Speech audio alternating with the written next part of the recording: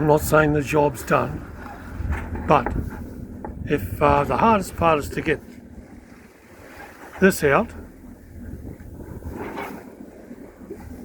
the seal from inside there, well, it's done. What you do is you drill it 2 mil or thereabouts, get a screw, stainless steel preferably, self-cutting would be great. Let's go with this head, this T head in it, so it holds steady.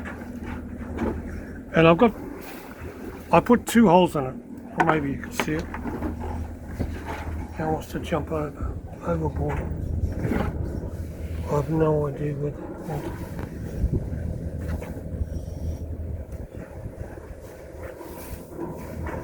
Okay. But there you go. It's out. Unfortunately, the shaft isn't the best. I'll show you. But I've got 2 spare pumps. So you can see, you might be able to see the line down there. It's got a line on it. It's not a good look.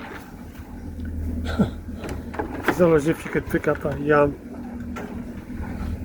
seal saver, but I might be able to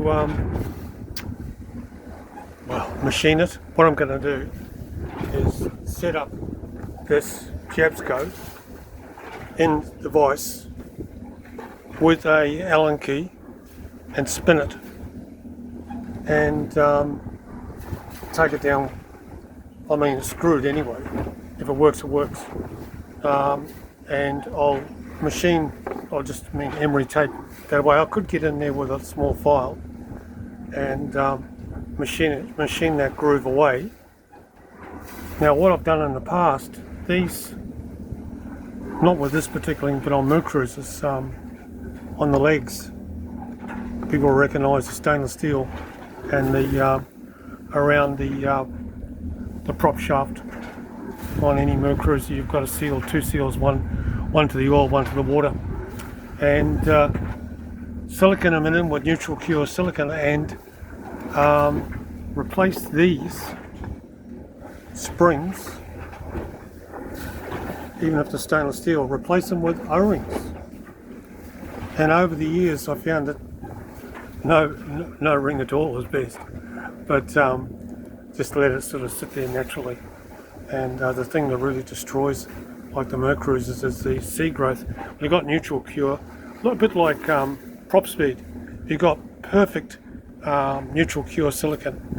Nothing grows on it for years, and that's what I did with my all my 3 drives.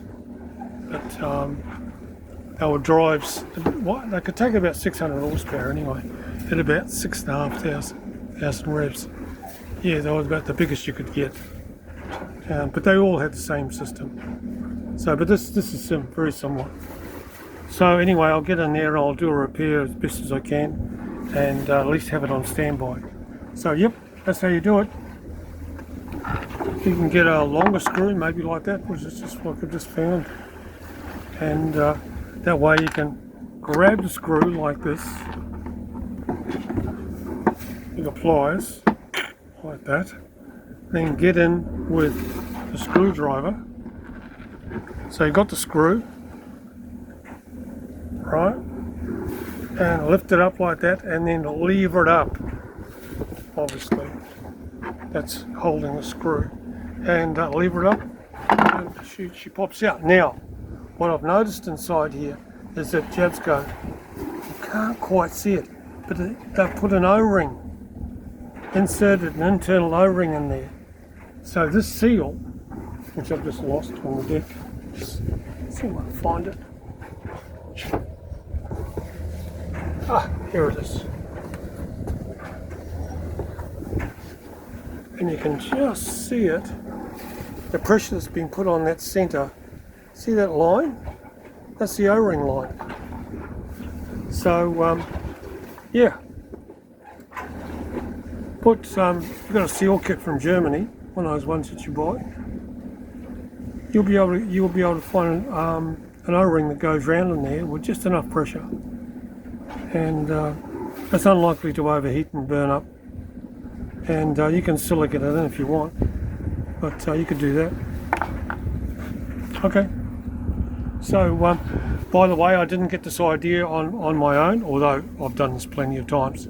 I saw an English guy with an Italian name, and he was explaining a similar, same seal. And I thought, okay, if I can't get his the plier system, yeah, sort of like what you've got to do with the pliers is actually machine a groove in there, in the top part of the pliers. You've got to machine a groove and get in there. But look, the screw works. It's really tough. These seals are really tough backs. I put a lot of pressure on that, and that's why I drilled 2 holes, because I thought I might have to put 2 screws in it to lift it out. But no, once you get a stainless steel screw into that, it's probably only 0.6 millimeter, if that, stainless backing to the seal. Yeah, sure, you'll get it out. As long as you get some grip on the head. That's why I used a pretty big one. You get a grip on that, that's going to come out, mate. Well, no revolution started here, but hey, there you go. Good luck.